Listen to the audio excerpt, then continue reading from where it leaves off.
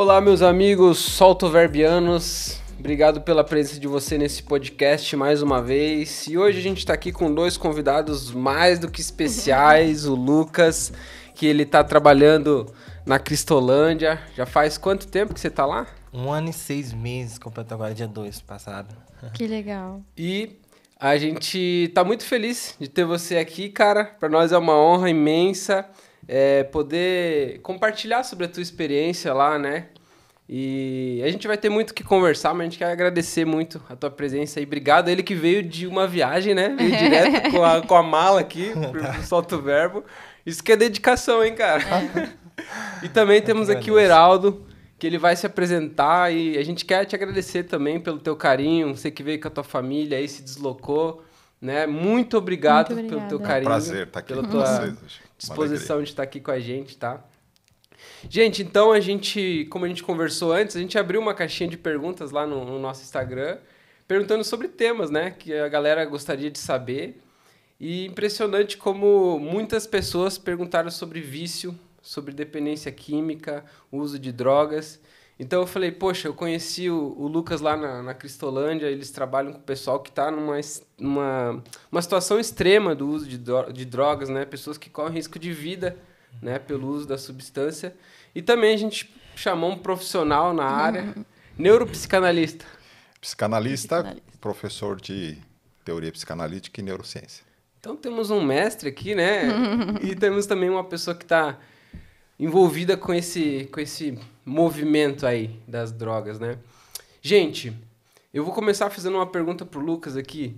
Lucas, conta um pouquinho, vou deixar vocês dois falar um pouquinho assim, mas conta um pouquinho da história de vocês, de onde vocês vieram, como que vocês chegaram para trabalhar com isso, como que foi? E da tua experiência também, estando lá na Cracolândia, né?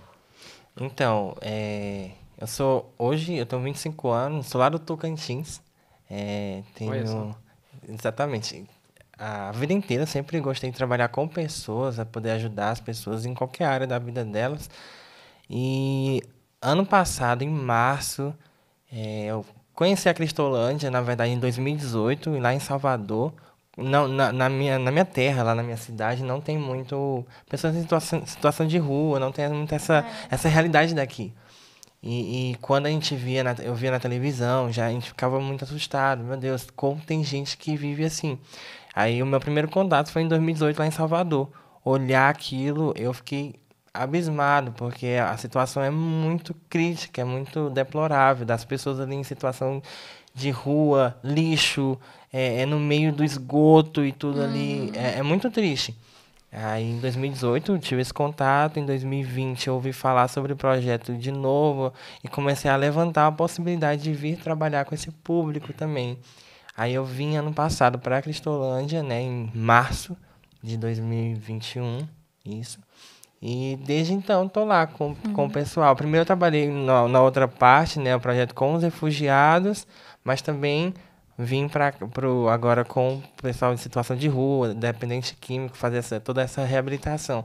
É uma experiência surreal. Não tem como falar que é normal, né? O contato com eles na rua ali, vocês passaram por isso, vocês viram.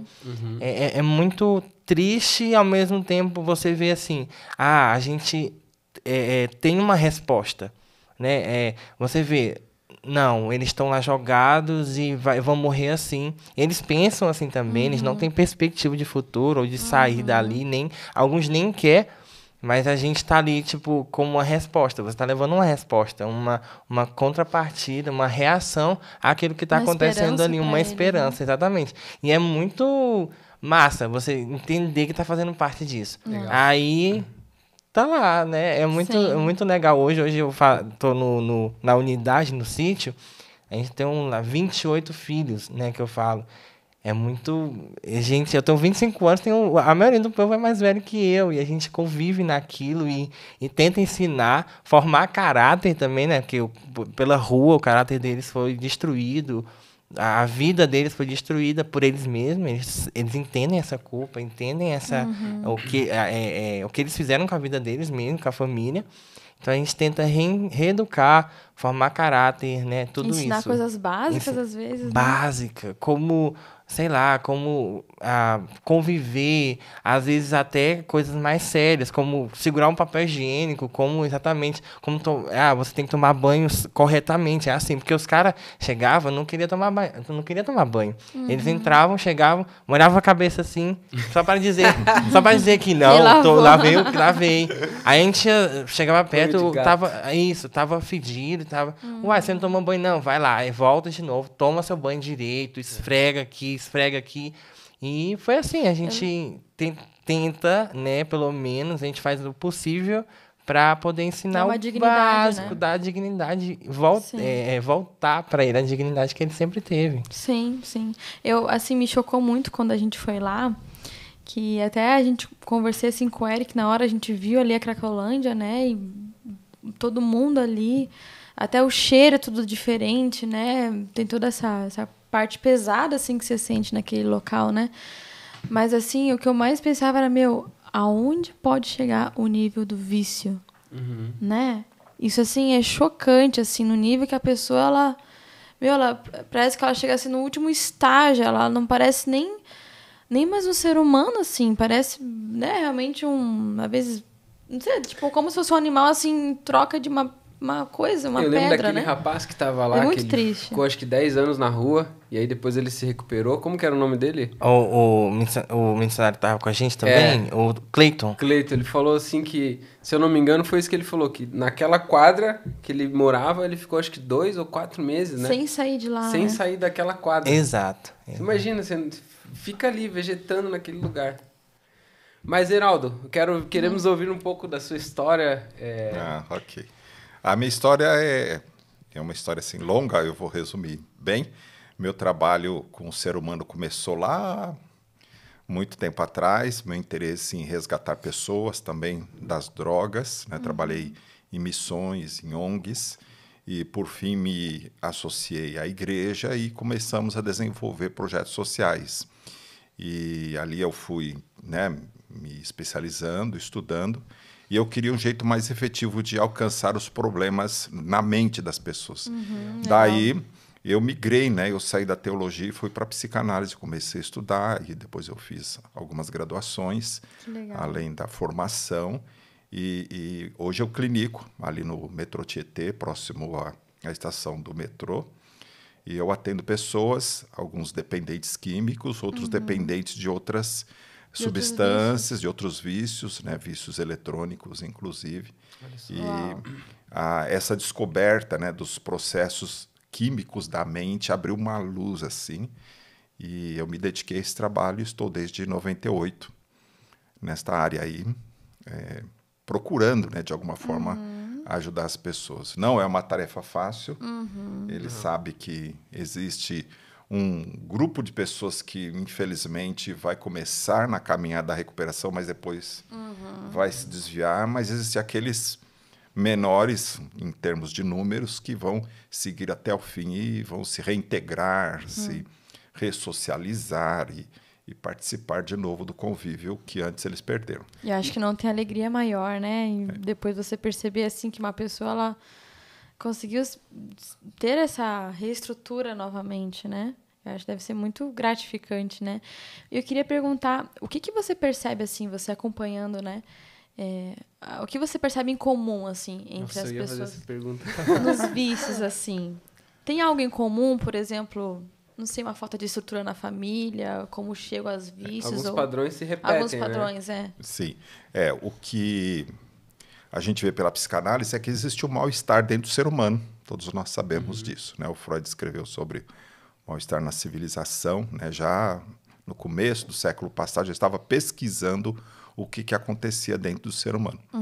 Então, a incapacidade de lidar com o desprazer, com a dor, com as imposições negativas da vida, levam as pessoas a procurar atalhos, meios de compensar a dor do existir, a dor de uma família desestruturada, a dor de um abuso. Então, atrás de cada um existe uma história de dor e sofrimento. Né? Então, normalmente, essa dor e sofrimento os fazem buscar um meio de compensação. Aí é que vem os vícios, inclusive, né? começando pelo álcool, às vezes pela maconha, e eles vão evoluindo, estão procurando um sentido. E normalmente a porta de entrada é o álcool, né? Sim, o álcool, mas eu tenho visto também, não sei, Cigarro. o colega aqui também, né, do cigarro e a maconha, Sim, né, sim. que alguns dizem que não dá efeito nenhum no cérebro, porém a neurociência hoje mostra que deforma o cérebro. É comprovado isso cientificamente, qualquer tipo de droga deforma o cérebro depois de um Nossa. tempo de uso. Nossa. Porque você pensa no álcool, pensa que ele vai evoluir para a droga, mas não, ele continua. O que vicia no álcool, tá ali no álcool, ele vai continuar no álcool e só afundar naquilo. O que a gente tem pessoas lá hoje que eles nunca usaram drogas. Tipo, substância química, a maconha ou cocaína, alguma coisa Ficaram assim. só no álcool. Ficaram só no álcool, mas assim, muito. Não é pouquinho, era beber litros e litros, 20 Nossa. litros por dia, Nossa. 10 litros por dia de álcool, Meu de Deus. cachaça mesmo, nas coisas mais pesadas assim de álcool. Então é algo muito grave. Aí os que ficam só no álcool, que também é um grande problema, Sim. né? A abstinência, a gente percebe que a abstinência desse pessoal do álcool é muito maior. É? Ele vai conseguir explicar isso melhor. Como eles chegam, eu nunca vou esquecer de um cara que ele chegou pra gente lá. Geralmente, sempre tem na porta de entrada lá na missão ali, na Barão de Piracicaba, né? No centro. Mas nesse dia, um já foi direto para nossa unidade, para o sítio já. Eu não sei como, por que aconteceu aquilo, mas já foi direto. E esse homem chegava tremendo muito, assim, tremia muito e Convulsão, chorava. Isso, era muito estranho. Aí a gente foi dar banho nele, e eu fiquei com ele no banheiro o tempo inteiro, segurando ele para ele não cair, para ele não passar mal, assim, sei lá. E ele tomava banho muito frio também, tava sentindo, e nem tava tão frio assim, tava normal. E ele chegou assim em estado deplorável. Aí no outro dia ele amanheceu melhor. Só que ele amanhece perdido, né? Eu acredito que talvez naquela noite ali, talvez ele bebeu muito, não sei o que aconteceu. Mas durante a semana era muito vômito, muitas coisas assim acontecendo. O álcool também é muito grande e também tem a parte da droga. Aí eles começam, como ele falou, a maconha, na adolescência, né? Principalmente, final da infância ali, adolescência, é muito... onde eles começam é com a maconha, um cigarrinho aqui, achando que tá tudo normal, de boa. Mas não, aí só aumenta. É doido, né? É muito difícil alguém começar com crack, né? A pessoa vai começar sempre com a maconha, alguma coisa assim, né? E aquela máxima, ninguém acorda e de manhã cedo e fala, eu vou me tornar um viciado. Então, ele vai ter que usar para descobrir se ele tem uma predisposição maior. E isso existe mesmo, pessoas que têm uma predisposição maior a virarem usuários de drogas ou é uma lenda isso? Então, hoje temos pesquisas que mostram que pessoas que já têm um grau de depressão mais facilmente poderão se tornarem alvo ou até mesmo usuários contumazes, né? A depressão, alguns distúrbios maiores, né? A melancolia, a ansiedade, entendeu? Os transtornos de ansiedade geram dentro da pessoa um desconforto tão grande que alguém fala, eu tenho algo fácil para isso aí, vem cá, né? E aí é a porta de entrada, aí um cigarro de maconha, às vezes, né? Uma carreirinha de cocaína, e a pessoa tem aquela euforia, sente aquele bem-estar e fala, poxa, encontrei a saída. E é sempre algo momentâneo, né? Nunca vai solucionar, né? É uma solução que na hora dá aquele êxtase, né? A gente estava falando sobre a dopamina, né? A dopamina Isso. vem, explode ali, mas depois que acaba o efeito, a vida continua, né? Enquanto a gente não busca a raiz desse problema, a gente continua naquelas lutas, né? Então, é assim, o vício, né? Chega num estágio, assim, eu era quem já viu pessoas, né? Que, assim, odiavam usar, né? E a pessoa olha, cara, eu odeio ter isso aqui, eu odeio ter esse vício, sabe? Eu não quero isso aqui, mas ao mesmo tempo é tão... A pessoa não consegue largar É como aquilo, se fosse um assim. imã, né? Que vai puxando, né? Eu conheci um rapaz que veio se libertou da cocaína, e ele disse assim, Heraldo, eu queria ir para lá, mas a biqueira estava aqui. Nossa. Eu ia assim, como que sendo puxado até chegar lá. Forte, né? Eu Nossa. queria ir o oposto, eu queria correr daquilo, mas era como se fosse um magnetismo me puxando, assim, Sim. me trazendo para consumir. Que loucura, né? E no início, nessa fase da adolescência, eles têm uma falsa ilusão de que tem controle sobre isso. Ah, não, eu dou conta, tá tudo bem. Mas não, logo, mesmo que seja uma maconha, mesmo que seja uma coisa simples de início, vai criando já esse magnetismo, eu quero de novo, e de novo, e de novo. Aí, o intervalo que talvez durava ali um mês para próximo Próximo uso, começa a se tornar 3 semanas, 2, uma semana, um dia, horas, segundos, e é algo muito frequente, começa a se tornar algo diário, a cada segundo, e vai acontecendo tudo isso que a gente está falando. É E surreal. muitas vezes a pessoa não percebe que ela tá no início com vício, né? Porque tem aquela coisa, né? A pessoa diz que ela não é viciada, mas coloca ela, deixa ela sem aquilo lá. Daí a gente vê se ela é, né? Porque eu já vi muitos assim que eles falam, eu uso só em alguns finais de semana. Socialmente. Recreativamente, né? Recreativamente. Mas aí você vê que, tipo, a pessoa, por exemplo, ela não consegue se divertir em algum lugar se não tiver aquilo. Né?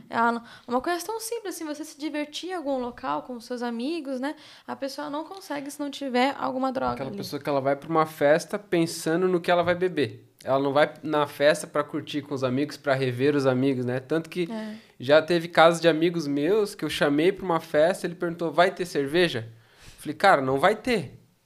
E aí o cara falou, então não vou. Então, a cerveja, ela se torna mais importante do que a presença de uma pessoa.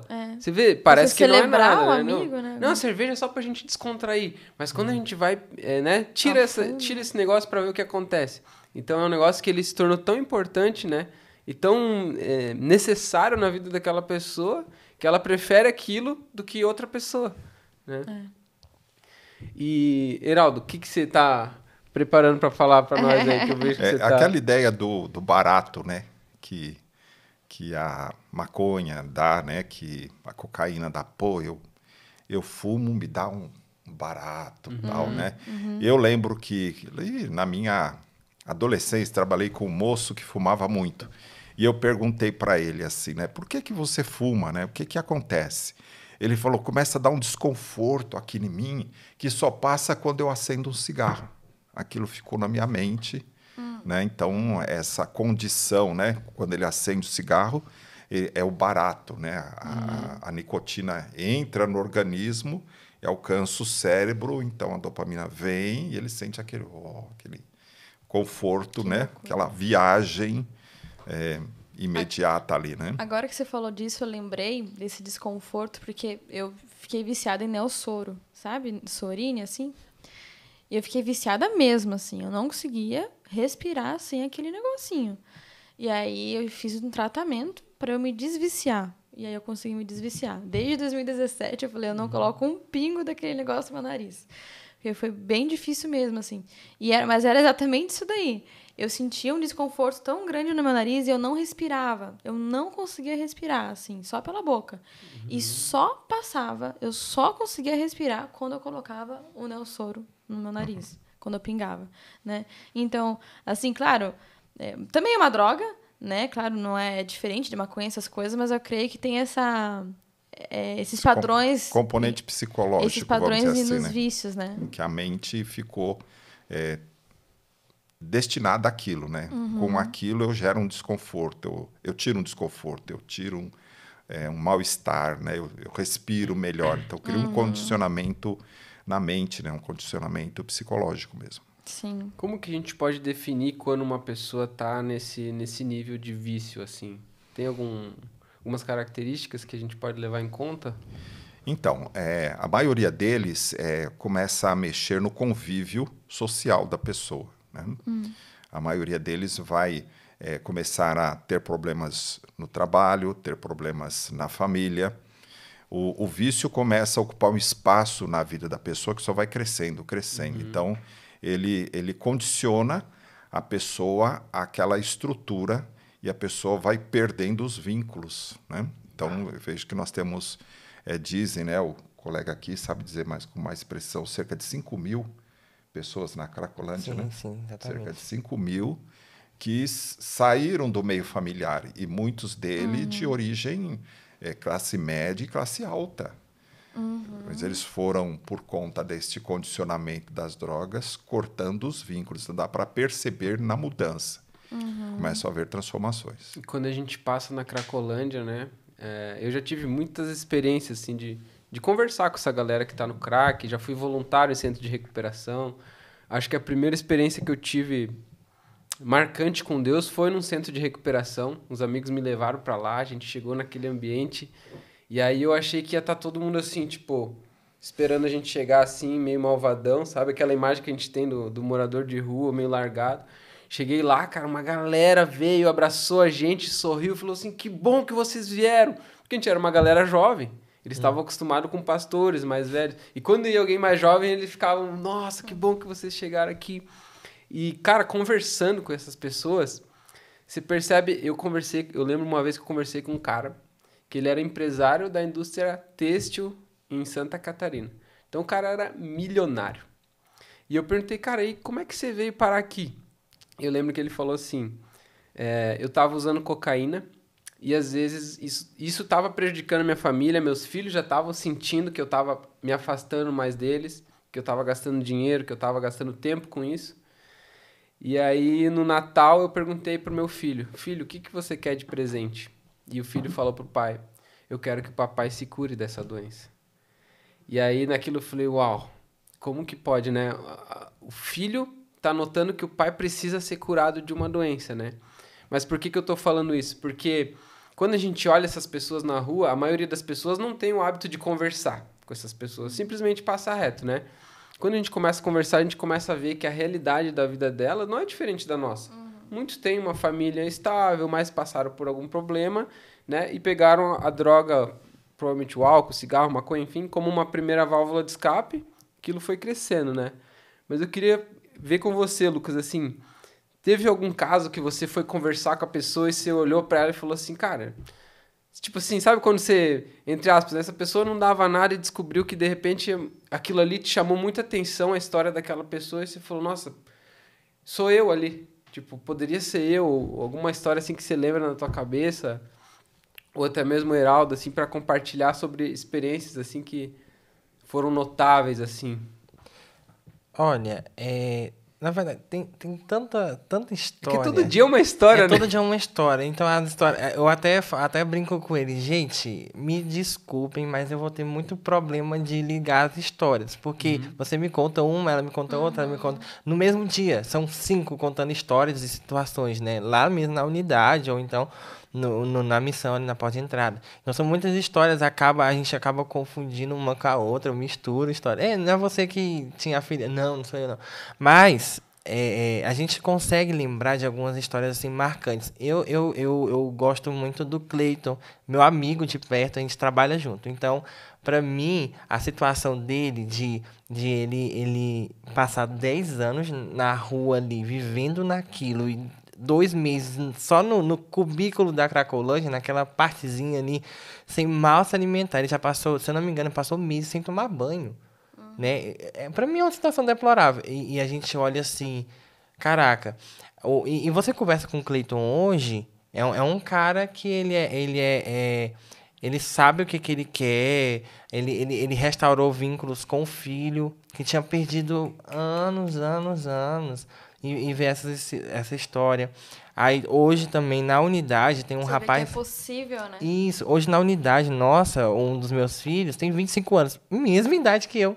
Mesma situação, contexto de vida assim, ele tá casado, hoje tem a esposa dele tá grávida, só que foi um casamento conturbado, mas eu falo assim, a mesma idade, as mesmas possibilidades de tempo de vida ainda e tal, e eu olho assim pra ele, um dia desse, ele tinha uma semana lá, ou quase 2, deu vontade de começar a bater a abstinência, né? E eu falei, cara...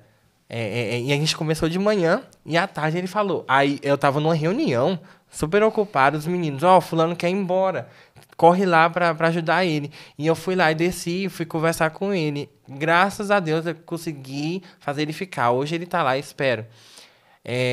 Então, essas situações você se identifica muito, porque eu falei, uma das coisas que eu falei para ele, cara, olha para aqueles caras lá, alguns têm 40, 45, 50 anos, eles tiveram a oportunidade que você tá tendo, eles não tiveram a oportunidade que você tá tendo hoje, ou se tiveram, jogaram fora. Se você olhar a sua vida, fazer uma prospecção de sua vida daqui a 20 anos, você vai ter 45 anos. 45 anos na idade de fulano. Fulano não teve essa oportunidade que você teve, você está tendo agora. Você vai jogar isso tudo fora. Eu tenho 25 anos e eu escolho fazer diferente também. E não é só porque eu não tenho um vício com droga que eu não tenho minhas dificuldades também. A gente vai conversando com isso. Isso de manhã, à tarde, eu falei pra ele, cara, eu não vou te falar mais nada. Eu não quero que você esteja aqui por medo ou porque eu fiz sua cabeça. Não. Tudo que eu conversei de manhã, agora você tem que colocar em prática. Agora você escolhe. Você quer ir embora ou não quer? Aí ele olhou assim pra mim. Aí ele deu um sorrisinho, bicho, só tu mesmo. Aí pegou e parou, né? E voltou. E ele estava bem, espero que esteja, né? Porque eu tô há uns dias sem estar lá, né? Não recebi notícia, mas eu acredito que tá tudo bem. Então, é assim. São essas histórias que a gente vai se identificando, vai vendo. Tem gente também, tem professores lá dentro, que eram bem de vida. Tem uns caras que recebem bem. Tem um rapaz, rapidamente, tem um rapaz que ele ele é daqui, mas a família também dele é do Paraná, se eu não me engano. Santa Catarina, na verdade. A família dele tem muito dinheiro. Ele me mostrou um vídeo no YouTube. Ele tá lá numa festa, eu não sei se é alguma coisa que aconteceu aqui em São Paulo, de uma festona aí, de alguém que recebeu um prêmio, tipo coisa, premiação, né? E ele tava lá. Então, no vídeo, dá pra ver ele atrás do ator que ganhou algo lá.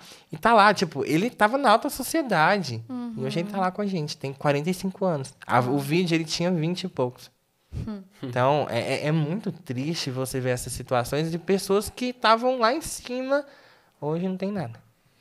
Como que pode o vício, né? Me faz lembrar da dona Francisca, uma senhora que nós cuidamos lá na Zona Sul. Pegamos ela na rua, na praça, dormia com o Luiz, em cobertores ali, e nosso projeto social os alcançou. E Francisca é arquiteta. Então, mas será que essa história dela é verdadeira mesmo, né? Começamos a viciada em álcool e foi perdendo tudo e estava morando ali na rua, na praça. E nós fomos lá e a resgatamos, né? Nossa comunidade que cuidava deste povo naquela época. E aí alguém falou, não, mas será que a história dela é verdade mesmo, né? E ela deu um telefone, alguém ligou e o rapaz falou, olha, como é que ela tá? Ela trabalhou comigo aqui no escritório, nós fizemos muitos projetos juntos. Nossa. Como é que pode, né? Como é que o vício é... Ela trabalhava com o quê? Arquitetura. Arquiteta.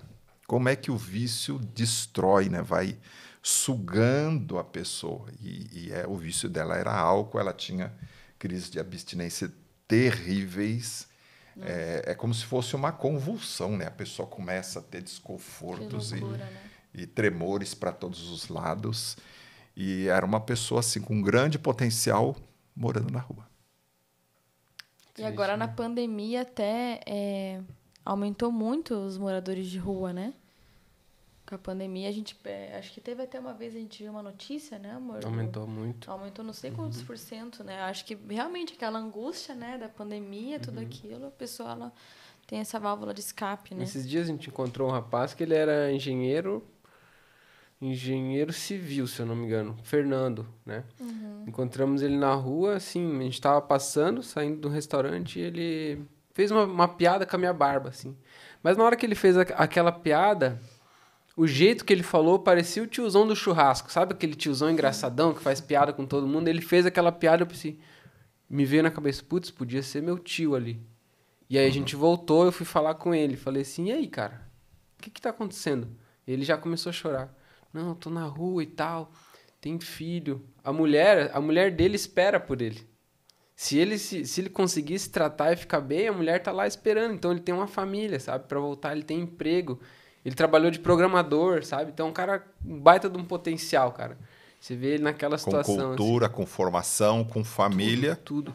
E desagregado, né? Totalmente. Tudo. Mas assim, hoje, assim, parece que... Não sei se a mídia ela tenta abafar um pouco o lance do álcool, porque maconha é droga, cocaína é droga, mas álcool parece que... Não, álcool pode. Fez 16, 18 anos ali, a galera já tá começando a beber, muitas vezes até antes, o pai já dá um golinho, né? 14, 12 anos às vezes. E dentro da escola a gente percebe que quando rola uma festinha entre a galera, sempre tem que ter a bebida. E o cara que leva a bebida parece que, nossa, o fulano levou a bebida pra galera, ele é o cara, né? E quem bebe... quem fuma um cigarro, então, na escola, meu Deus, parece que é algo até de status, assim, né? Mas eu não... Eu até falei isso na última vez que a gente foi no colégio. Falei, cara, parece que a nossa geração, a geração antes da nossa, tá ficando burra, assim, porque você tá aplaudindo uma coisa que a consequência daquilo lá na frente pode ser a morte. Né? Agora, legal, você ganha um status, né? Você quer o carinho das pessoas, o apreço, você quer se sentir pertencente a algum grupo, né? Porque você usa aquele negócio. Mas você não tem noção do estrago que isso causa no cérebro, do estrago que isso causa no bolso. Eu lembro que quando eu parei de beber, em questão de alguns meses, eu comprei um carro. Eu saía toda quinta-feira para ir numa balada, bebia, então você gastava a gasolina para ir até lá, ou o Uber, você gasta o valor da entrada da balada, que não é barato, e você gasta uma bebida lá. Isso na minha época já dava pelo menos R$100 por semana. Então você pensa, são R$400 por mês. Uma conta lógica, assim, eu não sei nem quanto que tá uma carteira de cigarro hoje, mas quem fuma uma carteira por dia, gente, quantos reais que não vai no mês, cara? É um negócio assim, e a pessoa, ela não consegue se livrar, né? Eu queria perguntar pro doutor, quais, assim, os estágios, o que acontece no cérebro quando a pessoa fica viciada, assim, em droga? Então, o cérebro, ele começa a gerar uma diminuição da recompensa, né? Então, a euforia que os primeiros cigarros de maconha, os primeiros momentos de um teor alcoólico maior geram um grau de bem-estar, de prazer, né? E com o tempo isso vai diminuindo. Então, essa diminuição é a proteção do cérebro. O cérebro nosso é muito inteligente, né? Então, ele tem como que fusíveis mecanismos para reduzir. Porque se a quantidade de prazer foi muito intensa, a pessoa convulsiona. Sério? Então, o cérebro diminui esta sensibilidade ao barato que o álcool, que a maconha produz. Então, cada vez eu preciso mais, né? Buscando aquela experiência primeira de prazer que teve. Então, há uma transformação, é uma transformação visível hoje por neuroimagem. As pessoas hoje conseguem comprovar modificações no cérebro por conta do uso de drogas. Mas, assim, quais são essas consequências, assim, digamos, eu usei por muito tempo maconha, por exemplo, só um exemplo, né? E aí depois eu deixo de usar. Quais consequências que eu vou ter na minha vida? São consequências que ao tempo elas vão melhorando ou eu vou sempre carregar essas consequências? Como que... A tendência, o que a neurociência mostra, é que elas são definitivas. Definitivas. Então, o uso do cannabis, ele queima neurônios. Ele provoca um desgaste nos neurônios. E aí, o que vai acontecer? Nós vamos ter pessoas com déficit de memória por conta desse uso, né? A pessoa vai perdendo aptidões do cérebro. Entendi. Esses dias eu vi sabe aquele Roda Viva que passava na TV? Aí foi um cientista lá e perguntaram para ele, o que você acha de a gente liberar? O que aconteceria se a gente liberasse o uso de maconha? Aí ele falou assim, olha, se um adolescente usa maconha uma vez por semana na sua adolescência, ele aumenta em 310% as chances de ter esquizofrenia no futuro. Isso é um dado verídico mesmo? Sim. Uau, imagina. Pode evoluir. Agora, a esquizofrenia, ela é um quadro que ela está dentro de algumas pessoas, tem um componente genético. A droga pode precipitar? Pode. Mas se não tiver esse componente, a tendência de não haver. Precisa ter uma predisposição. Sim, né? sim. Então, eu tive um caso que eu cuidei de um professor de inglês que foi fazer um intercâmbio em Israel e quando chegou lá ele teve um surto. Ele perdeu a orientação, ele não conseguia mais trabalhar e o pessoal lá do kibbutz ligou para a família, olha, fulano está aqui assim, assim, assado. Ah, tá bom, põe ele no avião aí, foi a família receber, né?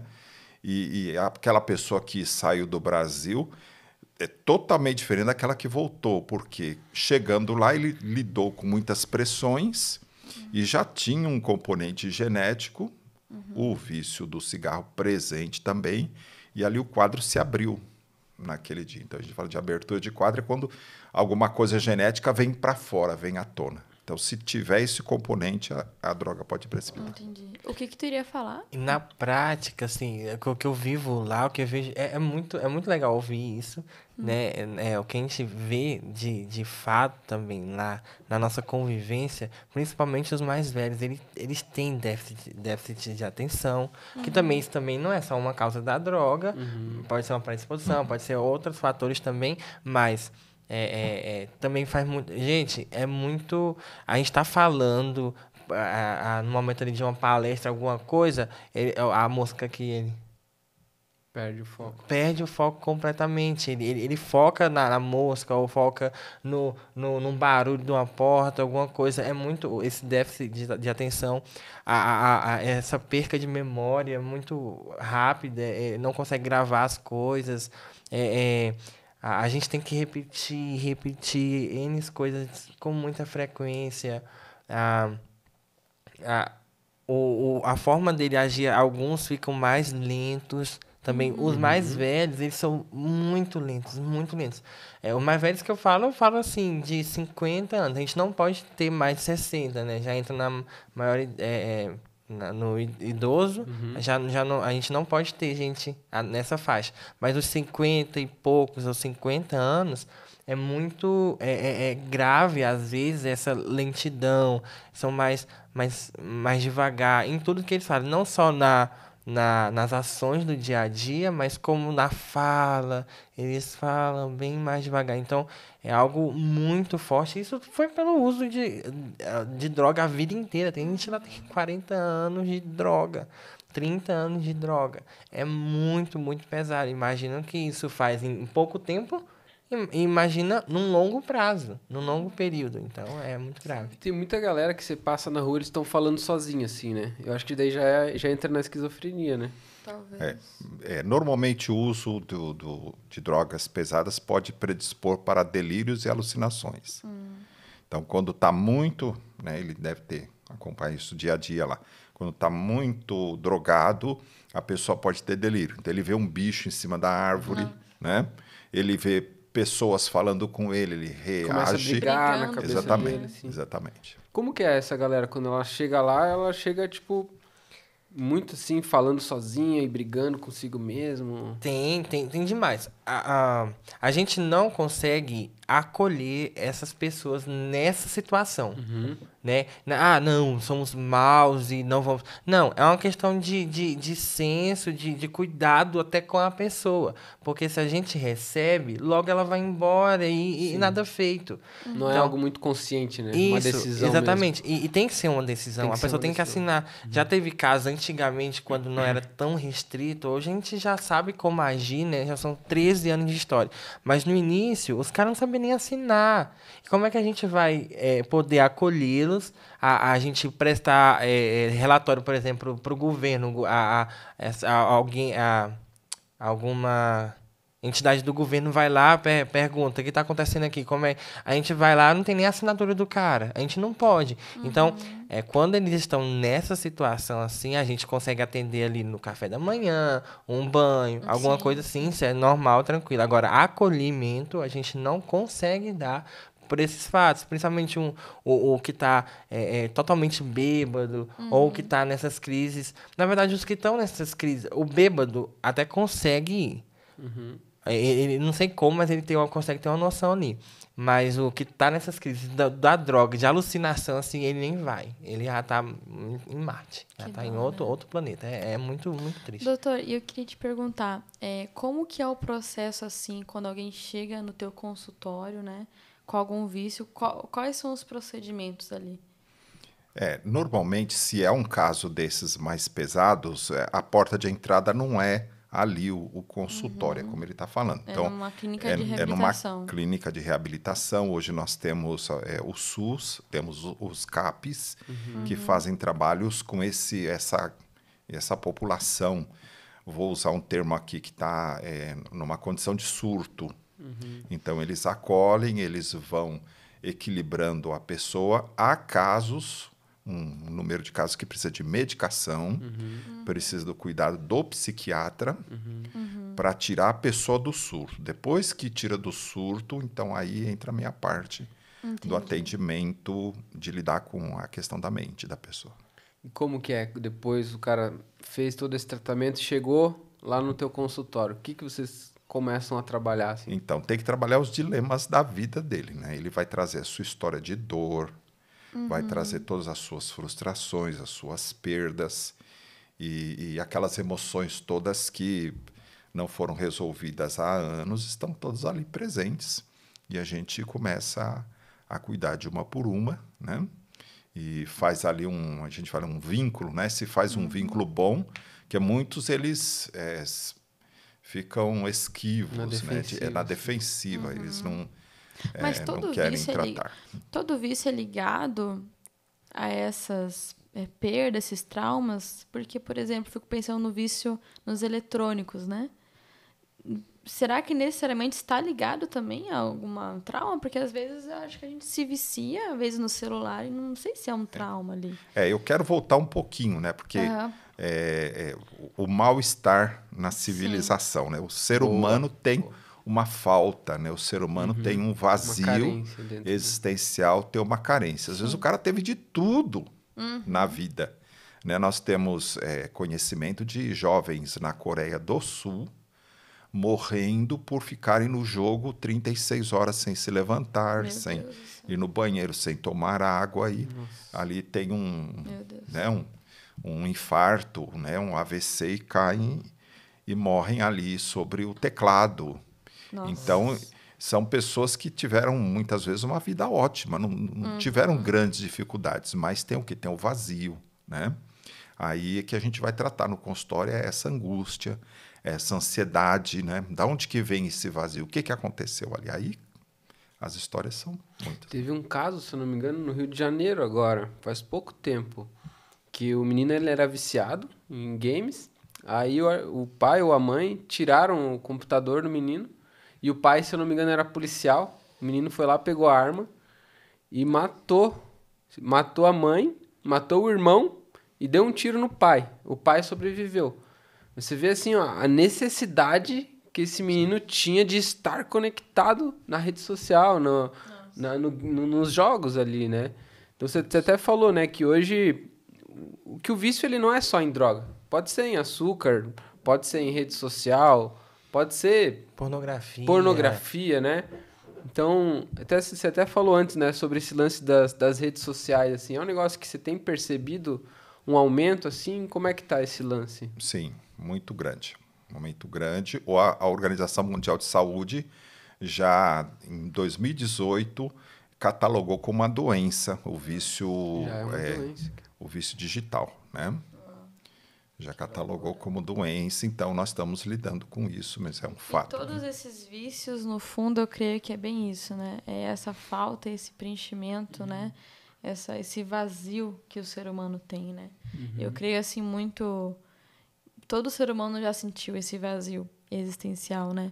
E eu lembro, assim, que a primeira vez, assim, que eu me senti, de fato, amada, de fato, assim, eu me senti preenchida foi quando eu entendi o amor de Jesus, né? Quando eu entendi o amor de Deus por mim, assim, eu lembro que eu tava tinha conversado com uma pessoa, aí eu peguei minha bicicleta e fui pra casa, assim, tão feliz, sabe? Eu tava, assim, transbordando de alegria, assim, porque eu senti meu coração preenchido, sabe? E eu percebo, assim, que na nossa vida, a gente volta e meia, a gente vai sentindo esse vazio de novo, né? A gente vai se apegando a outras coisas, a vários vícios, e a gente constantemente vai voltando pra Deus. E eu percebo, assim, que o meu coração, ele só consegue, de fato, ter descanso quando eu estou, assim, conectada com Deus, sabe? O que acontece lá na Cristolândia, a gente trabalha, é exatamente isso. A gente não trabalha com medicamento. Claro que os casos sérios a gente nem acolhe, né? O cara precisa de um medicamento, alguma coisa. Sempre é avaliado isso antes, então a gente não acolhe. Então, os que entram, a gente não faz uso de medicamento, por isso que nós somos uma comunidade terapêutica, né? Não é uma clínica de reabilitação. Então, com isso, a gente vai trabalhar, a gente percebe que o foco da Cristolândia nunca foi droga, nunca foi tirar a droga do cara. O foco da Cristolândia sempre é educar para que ela entenda que esse vazio, quem preenche é Deus. Quem preenche é Jesus. E quando eles entendem isso, é porque a Cristolândia tem um número bom, não vou dizer talvez maravilhoso, porque infelizmente não é todo mundo que quer. Se sem Jesus já é difícil, com Jesus também é difícil. E quando eles, a Cristolândia tem esse grau alto de um bom número de pessoas que conseguem a mudar de vida, literalmente ali, é quando eles se reencontram com Jesus. Talvez lá atrás ele se afastou, ou então ali ele consegue entender esse relacionamento. Eu vira e mexe a gente fala para eles, né?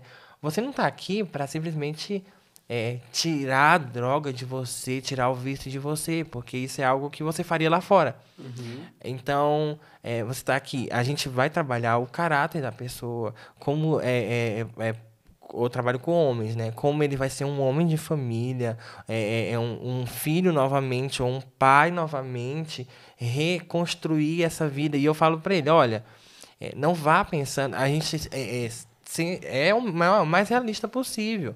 Olha, você vai chegar em casa, você deixou sua filha, seu filho com 2 anos, 1 ano. Você vai chegar hoje, vai ter 20, vai ter 10, vai ter sei lá quantos anos. Não vai ser a mesma coisa, mas a partir daí que você vai mudar, continuar a tua história, né? Mudar a tua história completamente. Não vai pensando que você vai tratar sua filhinha como uma criancinha de novo, tal. Você perdeu. Você escolheu isso, mas agora não interessa o que você perdeu mais. Agora é para frente. Jesus pode te ajudar você a ir para frente. E é nesse sentido que a gente vai trabalhando, lembrando a ele que não precisa mais sentir... você é culpado, mas não precisa carregar essa culpa mais. Agora é para frente, é continuar caminhando no caminho que realmente você deveria ter andado, não andou, mas agora vai andar. É interessante, né? Porque a gente fala muitas coisas, mas é diferente quando Deus fala, né? Porque a gente pode falar assim pra alguém, cara, para de usar isso aqui. Isso aqui não tá fazendo bem pra você. Mas quando a pessoa ela está aberta, diz assim, Deus, fala alguma coisa comigo, né? Eu tô aqui nessa situação, tô ansioso, depressivo, tô usando isso aqui, fala comigo. E quando Deus vem e fala assim, meu filho, você não precisa disso. Aí parece que o jogo vira, né? Parece que a chave muda, né? Eu lembro de um amigo meu que ele falou assim pra mim, Eric, meu problema não é a droga.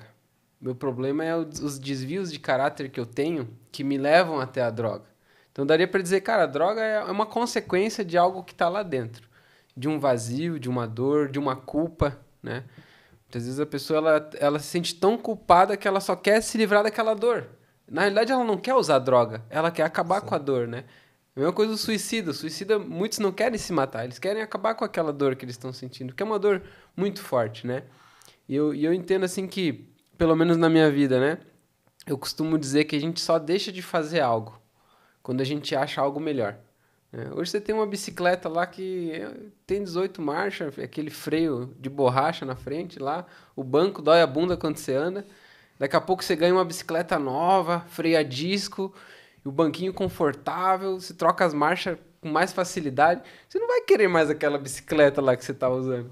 É a mesma coisa, né? Com qualquer vício, né, cara? Hoje você tá amando usar algo por aquele momento, mas ao mesmo tempo você tá odiando. Te traz um benefício, mas ao mesmo tempo te traz muitos malefícios. E aí, de repente, você tem um encontro com Deus. Você fala, nossa, mas essa bicicleta aqui é muito melhor mais que a outra, né? É muito mais do que uma bicicleta, é muito mais do que eu podia imaginar, né? E também eu acho que ali a gente precisa muitas vezes fazer assim uns pactos com a gente mesmo, assim, de, né? Por verdade. exemplo, eu tenho, sei lá, eu tenho vício em pornografia, então, cara, tem coisas que eu não posso ver. Tipo assim, Boa. eu não posso, eu tenho. Acabou. Acabou, tipo assim, aquela lupinha do Instagram, então eu não posso ver. Não posso sabe? nem chegar perto. Acho que isso é o autoconhecimento, né? Você reconhecer suas fragilidades, né? Eu tenho vício em droga, tem ruas que eu não posso passar. Nem que eu tenha que ir por um caminho mais longo, porque eu sei que naquela rua, né? Tem algumas coisas que a gente precisa fazer, assim, São os né? gatilhos, né, que ficam, né? Os nossos aconselhamentos para quando eles saem, né, termina o processo Cristolândia, continuam com a gente, ou vai para voltar para sua vida, muda de cidade, ou muda de bairro, se você não puder conseguir mudar de cidade, evita o mesmo comunidade social ali que você tinha, não faz mais, Começar do zero, né? acabou Novos amigos, álcool, né? não é isso mais, acabou, nem um pouquinho, acabou álcool, acabou cigarro, qualquer coisa, acabou. É por isso que, às vezes, para mim, eu não consigo beber socialmente por ver tanta gente lá, sabe? Eu fico assim, meu Deus, eu não quero me tornar daquela forma. Talvez eu nem vou, mas eu prefiro. Eu acho que Nem chegar perto, né? cortar a raiz mesmo, cortar ali na raiz. E a gente fala isso pra eles, acabou. A sua vida agora você não pode ter nem um pouquinho. E acontece, tem um cara que acabou de concluir o tratamento todo. Ficou 2 anos com a gente. Acabou de voltar. Eu virei pra ele, velho, o que aconteceu? Eu olhei assim pra ele, eu fiquei com uma certa raiva na hora. Fiquei feliz por pelo menos ele ter reconhecido pra voltar. Sim. Mas eu olhei assim pra ele, cara, tu acabou de sair. Lucas, uma noite. Um pouquinho que eu falei que não vou beber ali achando que tá de boas. Acabou, ele estragou a vida dele de novo, encheu a cara a noite todinha. No outro dia ele tá lá na Cristolândia. E a gente acolheu. O objetivo também não é jogar na cara dele. Ah, você, seu idiota, você fez isso. Não. Acolhe, acredita. Infelizmente, é muito dolorido. Naquele momento eu falei, olha, estou muito triste com você. Mas, ao mesmo tempo, eu estou aqui de novo, pra gente continuar de novo e começar do zero de novo. Mas agora você vai entender. Querendo ou não. É o só por hoje, né? Um especialista que me disse uma coisa que ficou marcada. Eu perguntei para ele, tem cura para o vício, né? Eu fiz alguns cursos e ele disse assim, dizem que não, porque a pessoa vai ser sempre um viciado em recuperação, né? Mas eu discordo, eu falei, e dá para traduzir isso em uma palavra? Dá. A cura chama-se abstinência. Aí marcou, falei, caramba, que interessante, né? Que é o que você está dizendo. A cura tem nome, abstinência. Se não tomasse aquele gole, ele poderia não ter decaído novamente, né? Então, eu lembro que eu passei por um processo com a pornografia muito complicado, assim. Por vários anos aquilo me aprisionou, sabe? E hoje consigo ficar sem já faz alguns anos. Mas eu sou um cara que eu não posso nem chegar perto de algumas coisas. Se eu sinto o cheiro de alguma coisa que tem a ver com aquilo ali, eu falo, cara, eu tô passando longe disso aqui, né? E tem uma galera que tá conseguindo vencer o vício, que tá conseguindo vencer. E justamente é esse, não vai dar nada, só um pouquinho. Esse é o só um pouquinho, né? Mas eu acho muito interessante aquele lance do só por hoje, né? Que quem tá na luta contra a dependência química, dependência de qualquer vício, né? Ele faz um trato consigo mesmo. Hoje eu não vou usar. Não, só hoje eu vou conseguir. E aí ele faz todo o esforço necessário para hoje ele ficar sem usar aquilo, né? Aí chegou amanhã. Cada dia seu próprio mal, né? Cada dia tem o seu próprio... Chegou amanhã. Aí amanhã ele vai falar o quê? Só hoje eu não vou usar. E assim vai dia por dia, né? E aí o hábito vai se tornando algo mais frequente, né? E tem essa força do hábito que ajuda, né? Vocês que acompanham essa galera, né? Eles precisam se reacreditar. saber que eles podem fazer aquilo. Com muita frequência também, eu tenho falado para eles, quando, tipo, é muito doido que ali no ambiente mesmo, eles vão vivendo é uma montanha-russa. Tem dia que tá todo mundo tranquilo, mas no dia que bate a abstinência ou algo assim, é todo mundo junto também. É muito doido.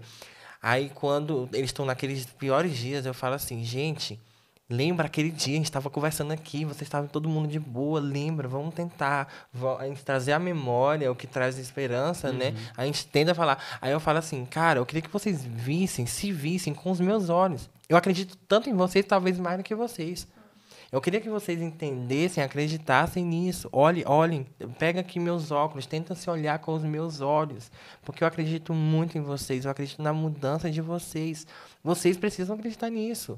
Não adianta eles viverem achando que vão conseguir sozinhos ou não dão conta mais. Ah, eu não dou conta, é triste, a minha vida é isso aqui. Não, você consegue, você pode. Eles lidaram muito tempo com rejeição, foram muito rejeitados pela sociedade, pela família, pelos filhos, pelos pais. É difícil e esse processo, tem cara que tem 1 ano e nunca recebeu uma visita. Né?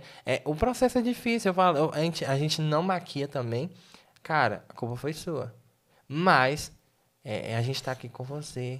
A gente vai tentar fazer esses... te ajudar a se restaurar seus vínculos. A gente vai ajudar. Mas isso é um processo. Você precisa deixar esse processo acontecer bem natural e bem devagar. Boa, eu quero pegar esse gancho aí que você falou, né? Vínculo, né? O vício se opõe ao vínculo. Quem tem um vício não vai ter um vínculo, ora com a esposa, ora com o filho, ora com a família, porque o vício se opõe ao vínculo.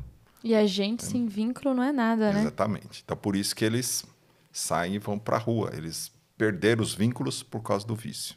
Aí o trabalho que ele faz lá é de restaurar os vínculos. Né? Essa é a palavra.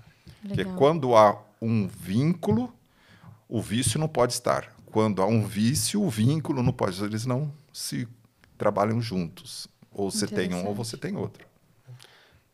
Gente, estamos chegando no final desse podcast aí. Eu queria deixar para vocês algumas considerações finais, algo que vocês queiram deixar aí para essa galera que está assistindo a gente aí. Também agradecer muito a presença de vocês. Acho que foi um tempo muito especial. A gente pôde refletir sobre muita coisa. E fica livre aí para vocês, então, dar as suas considerações finais. Ok, eu quero agradecer a oportunidade aqui.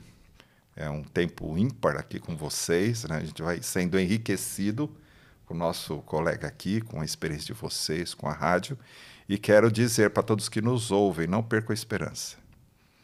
Fiquem firmes, existe um caminho melhor. Muito bom.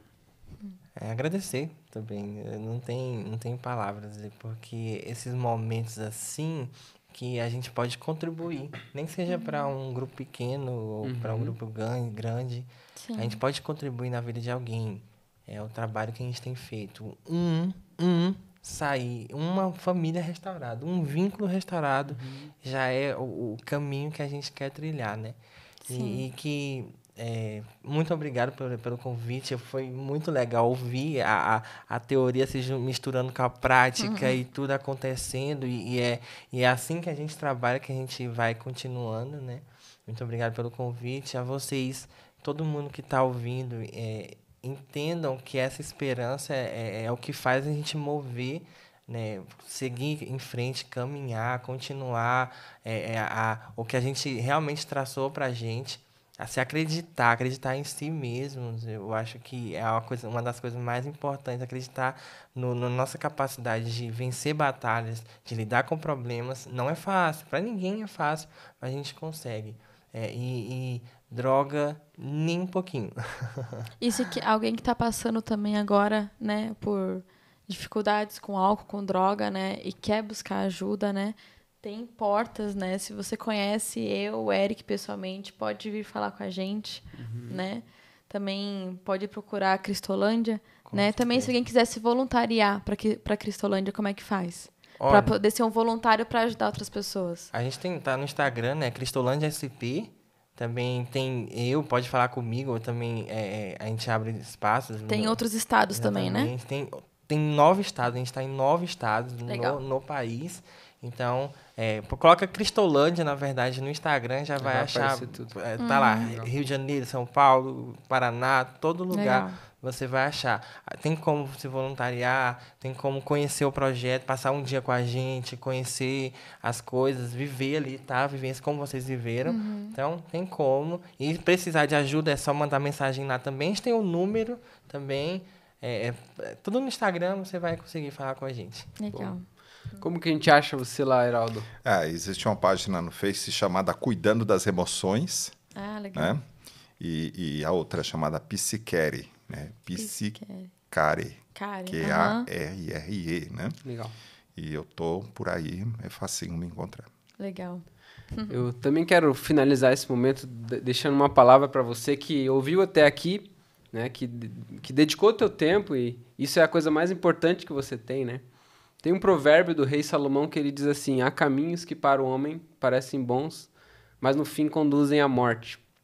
Talvez hoje você tenha uma ligação com o álcool, uma ligação com o cigarro, e lá no fundo você sabe que é errado. Você sabe que você poderia viver sem aquilo. Mas a gente está vivendo uma geração muito imediatista, uma geração que busca prazer a qualquer custo. E eu queria dizer para você que não existe prazer maior nessa vida do que ter um relacionamento com Deus, do que entender que Deus te ama profundamente e que Deus anseia por um relacionamento com você. Então, se hoje você está ouvindo esse podcast e você está, de repente, no teu quarto indo para o trabalho, eu queria desafiar você a ter um tempo com Deus. Fale com Deus. Você não precisa ter palavra bonita, você não precisa ter oração decorada, não precisa saber versículo. Você só precisa querer no teu coração olhar para Deus e falar: Deus, eu estou passando por esse momento na minha vida e eu preciso que o Senhor me ajude. Fala comigo de alguma forma, muda meu coração, faz esse dia ser diferente. Eu tenho certeza que tudo que a droga traz, que o vício traz, é um caminho que leva para a morte. Não tem benefício. Talvez você tenha um benefício de conseguir alguns amigos, mas talvez esses amigos lá na frente, quando você não estiver mais usando, eles nem vão ser mais teus amigos. Então pense nos benefícios que isso te traz. E quando você coloca na balança, você vai ver que isso traz muito mais malefícios do que benefícios. E a gente desafia aqui como pessoas que experimentaram o amor de Deus, né? Que é essa renovação interior, esse preenchimento da tua alma. Só tem um lugar que você pode encontrar em Deus. E esse é o nosso desafio para você hoje. Experimente andar com Deus, experimente encher o teu tanque emocional com a vida que vem do céu, que está em Cristo Jesus. Tá bom, gente? Obrigado mais uma vez por vocês, pela oportunidade de estar aqui com vocês. Para nós foi muito enriquecedor. Para essa galera que está ouvindo também, obrigado por você ter ouvido até o final. E a gente se despede aqui de mais um Solta o Verbo podcast. Procure o Lucas, procure a Cristolândia, procure o Heraldo lá nas redes sociais, procure a Lara e eu. Se você tiver alguma dúvida e quiser entrar em contato, a gente está disponível para ajudar você, tá bom? Deus abençoe vocês e até a próxima.